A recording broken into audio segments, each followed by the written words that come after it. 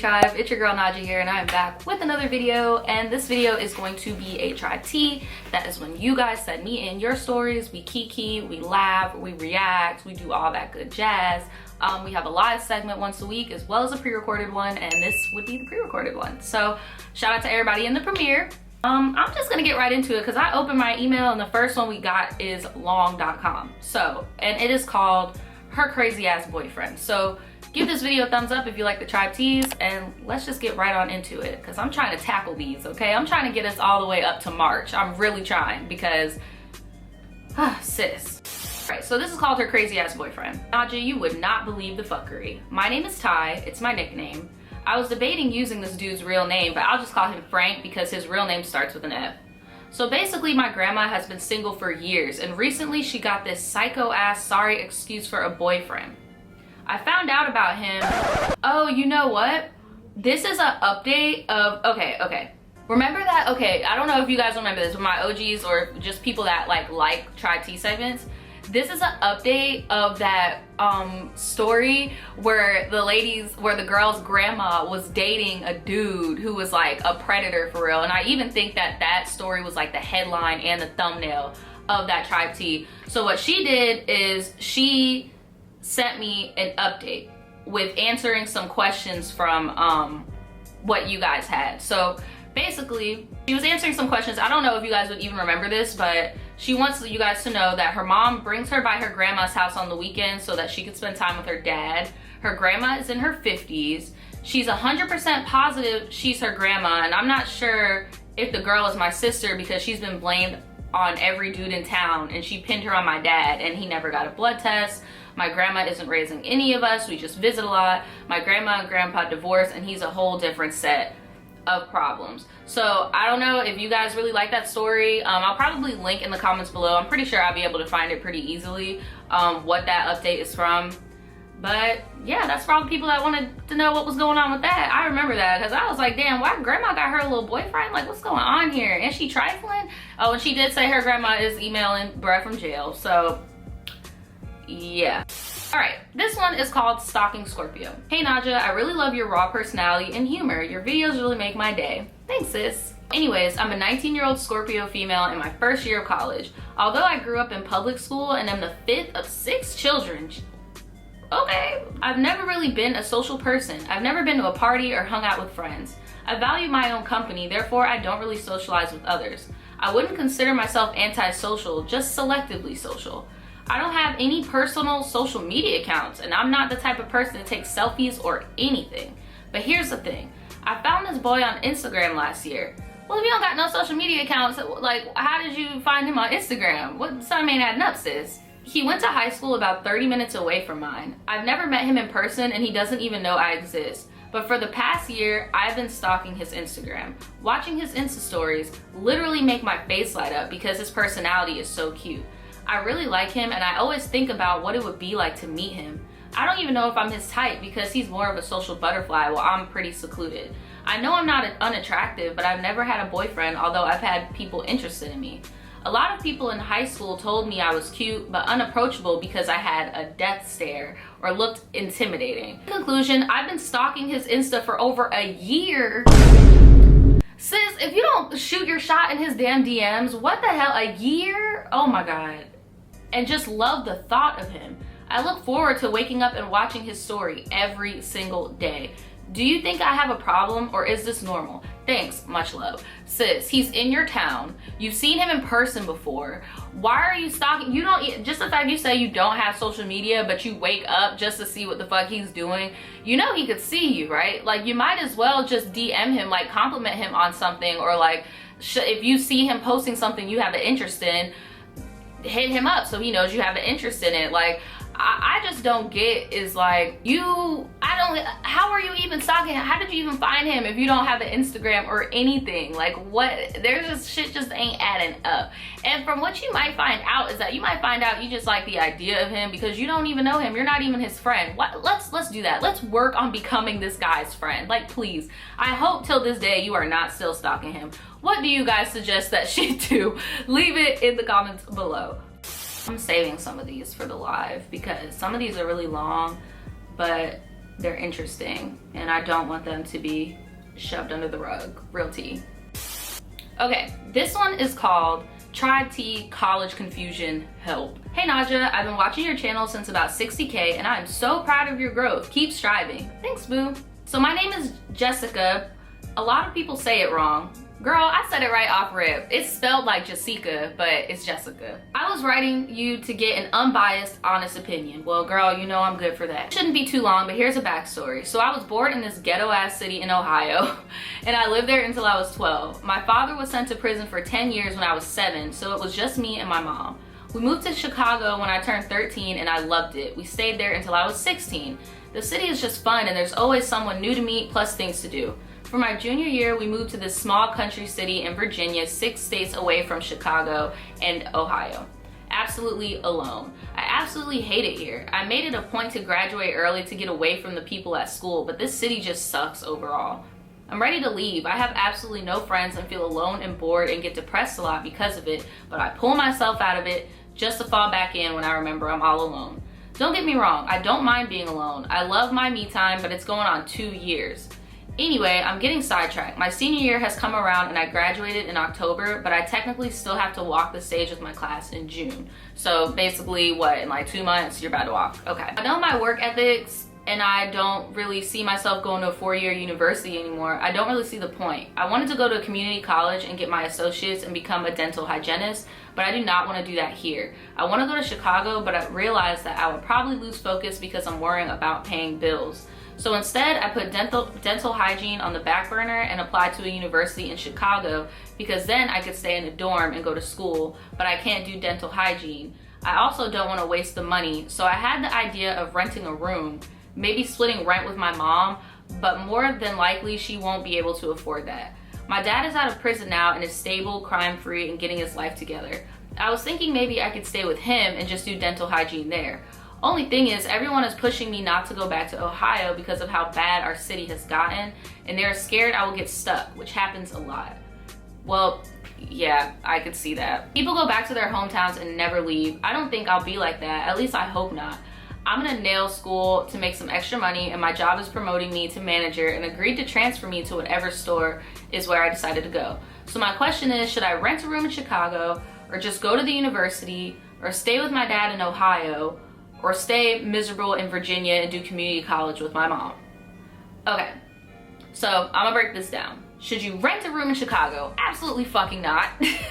Like, your parents are right. Chicago it's trying to get better, but it's a very high-risk city, and I would not feel safe as a girl going and renting a room in somebody's house in Chicago. Like, nah fam, that's just not where you need to be at. I'm sorry. Just renting a room in general is very sketchy. Like, I would not do that, so nah, that's out. Just go to the university. If you're not going to a university for something you want to do, then I don't really see the point in wasting the money going. Sure, if you have to be in Chicago, then the university option would be the best because you would get dorming. But then the end result is like, dude, you're not gonna have, a degree in what you actually want to do, which is being a dental hygienist. Like, so I don't know, that's iffy. Should you stay with your dad in Ohio? I don't know about that also, because it's like, even though your dad is crime-free and stable, being an ex-con and everything, like coming out of prison, like he needs to get on his feet as well. So both of you guys would be out there struggling, getting to get on your feet. Like, he just got out of jail. Like, you get what I'm saying? So that would be a little bit more pressure on him by you going up there, in my opinion. Then it's like, you haven't seen your dad in how long? Like, do you even really know your dad? Have you been visiting your dad? Like, have you been keeping up with him? Have you been calling him throughout all those years? Because it could seem a certain way, like when you go into jail, it's like everybody forgets about you and now he's out and now you want something from him. Like, you get what I'm saying? That could come off kind of in either way. Or should you stay in miserable Virginia and do community college with your mom? I feel like you should stay in Virginia, do community college. You can actually meet people in college. Don't take online classes, and get your degree in dental hygiene, and then you can go to Chicago, look at the job market, and if they have any openings in your field, then you can move there, do what you love, and live in the city that you love. Like, that's, to me, just seems like the right option. I mean, sure, you have to suffer in this shitty ass town, but it's like you could actually meet people in school. You won't be lonely. You could actually, you know, mingle, have friends, and friends with a common interest also. That's what's important. Then you can go wherever you want. Like, I don't know what your fascination is with Chicago. Everybody has that place where they just love to death, so I get it. But I just feel like that'd be the smarter option. What do you guys think? Let her know in the comments below. What do you think she should choose to do? Oh, and by the way, your pictures are popping. You guys know I don't show pictures on camera, but she's popping. You're popping, okay? All right, this one is just called Tribetea. Hey, I go by the name Ray because I don't like my real name. I'm a Libra born October 14th. Okay. Coming to you to get some advice from you and see how you feel about this, because this whole situation is messed up as fuck and has been haunting me for a long time.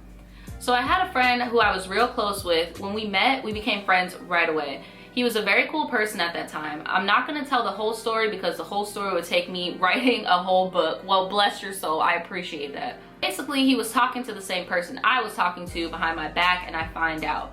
Mind you, he's a Sag, and you know how Sag people get down. Well, from what I've seen, Sagittarius and Libras actually get along very well. So how they get down, you kind of like it, just saying. Sag people can be good looking, have everything going for themselves, and have more than someone, but they're always looking at the next person and always being jealous of them. Now that is something that I've noticed about Sages, the ones that I've been around anyway. Like, they come off very clean cut, very prestige, and I know y'all in the comments, especially in the premiere right now, are probably going off on my Sages right now, but I have noticed you guys come off very clean cut, very prestige. You guys may have a lot of things and that you work very hard for, but at the end of the day, and then you might socialize with other people that have those nice things as well, but then at the end of the day, you're constantly just like looking at them and being like, checking them like, okay, well, they have this, they have that, I need to trump that somehow because I only have this. That's just something that I've noticed with Sag people, mainly Sag women though, because I don't really know any Sagittarius men, but that is something that I've noticed. No shade, I'm not throwing shade, I love everybody, okay? I personally think he was jealous of me for some reason, because if you saw how he was acting before that happened, you'd understand.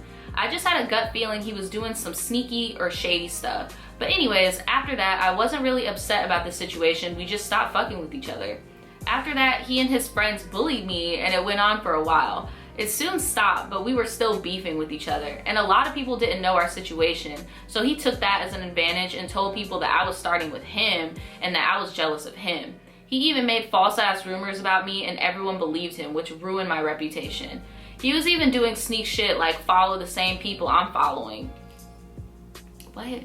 It's January now and everything is over, and I haven't heard from him in a while, but I'm still so damn mad and think about the situation every day, and I honestly wish the worst on him. I hope someone does the same shit to him so he understands how it feels. I'm the type of person to hold grudges. Yeah, I know y'all Libras can hold a fucking grudge, boy. However, I am a reasonable person, and if anyone genuinely is sorry to me, I might forgive them. I don't know if I should come straight to him and express my feelings and talk things out, because I do feel like it was a misunderstanding that was just dragged out and instigated by other people. I'm the type of person to not move on from a situation until something is resolved. Last time we spoke, he wanted to be cool, like nothing happened, and that's the problem. I want to know what you think and what should I do in this situation.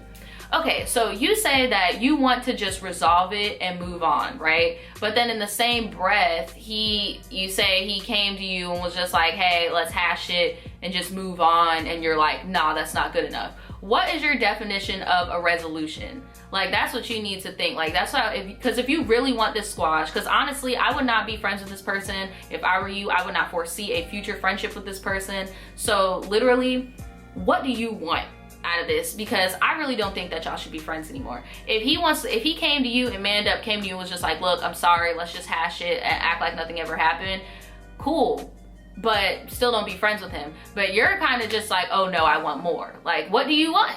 Like, what do you want from him? Like, do you want him to go around and tell the school like, hey, I made this up? Like, you need to tell him what you want from him, which would be a resolution for you. Because like you said, you even admitted you could hold a grudge. So this is kind of just showing that side of you a little bit, because it's like, what's better than sorry to you? Like, what would be considered sorry to you? Let me know what you guys think in the comments below of how they should handle this situation. Okay, this one is titled so weird. It says, help, I have primitive parents. Do you know what primitive means? What would that make you? Like, what? Hey Naja girl, I love your tribe teas, stories, and you. Thanks boo, appreciate you. My name is Amelia, I'm a Honduran, I'm 23 years old and a Sag and still living with my parents. LOL, no judging. Ain't nothing wrong with still living with your parents, boo. Stack up that bread, okay? And plus, different cultures operate differently. In American culture, it's very like, once you turn 18, you need to hustle and bustle and get the fuck out that house. But in a lot of cultures, it's more you stay in the home, and then in even more cultures, when you do get bread, you end up moving your parents into the house. So no shame whatsoever. I'm Hispanic, so I deal with the grown but still treat it like a kid ordeal. I help my parents pay bills and I have my own car, but I don't like to abide by this one rule that I feel is risking my relationship. Backstory, I decided to stay and commute instead of go off to college like any other young adult. My mom suggested it. I didn't regret it then, but now I do. My parents have a very old-fashioned mindset of no tattoos, asking for permission to go out, not coming home late, etc. And I do my best to abide by most of these, but there is this one rule that I don't agree with, and that's getting married, then moving out. What thing is this? My thing is this, stay in school, finish your schooling. I get it, finish your schooling. But they can't really stop you from, like if you stack up your bread, you get approved and you wanna leave, they can't really stop you from doing that, like, cause that's very drastic. I currently have a boyfriend of 7 months and I can honestly say he's the one. All right now, 7 months. Before him, I was in a 5-year high school sweetheart type of relationship and we ended it. I was left to start from square one.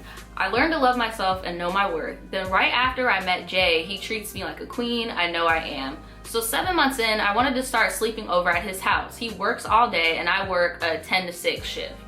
Nighttime would really be the only time we would see each other. I talked to my mom for permission and she turned it down, giving the whole marriage first, that's not our customs, I'm not American, I'm not a slut. Ooh, child, your mom will stop playing with you. I asked my dad and he gave me the same answer. To make this clear, they want me to first get married, then move out with my boyfriend. Sleeping over is out of the question. First of all, I'm not getting married, then moving out. For all I know, he could be a whole different person living with him versus when we just see each other. And that is very, very true, honestly. I feel like people should move in with each other before getting married, so at least you know what the fuck you're signing up for. You know their habits, you know their hygiene, their cleanliness, stuff like that. Like, that's pretty important before you move, like, get married. I don't see eye to eye with their ancient point of views and wonder if I should move out with my boyfriend or stay and live by these rules. Now, don't get me wrong, I understand my parents' whole rules point of view. It's their house, exactly. I'm 23 and think it's okay to sleep over every now and again. By the way, my parents have met Jay. He's come to all the holiday parties and they really like him. What do I do? Any advice? P.S. I'm about to finish my bachelor's and was waiting to finish school then move out, but I took a job / experience opportunity right now, so put school on pause for the semester. Okay, so honestly, sis, I feel like you should finish school, finish your stuff. Once you finish school, then start stressing about moving out and all that stuff. But honestly, if you really want to see your man, you can make time. Like, you can make time. If you guys really want to see each other, you can make time. You could do certain things in the daytime that your parents probably think you're doing at night. Like, if you catching my drift. I wouldn't move out with your boyfriend. You get what I'm saying? If you want to make that move, save up and want to make that move, I would not move out with him. I would just move out, get your own spot, if that makes sense. So then you could experience things, you could be an adult, and because you're already paying bills at your people's house, like, you know how to pay bills. I'm pretty sure you're responsible financially. So I would just move out in your own apartment and then, you know, have your boyfriend stay the night there every now and again, because you can see his habits that way as well. Let him have his own little toothbrush, you get what I'm saying? But I would not move out with him.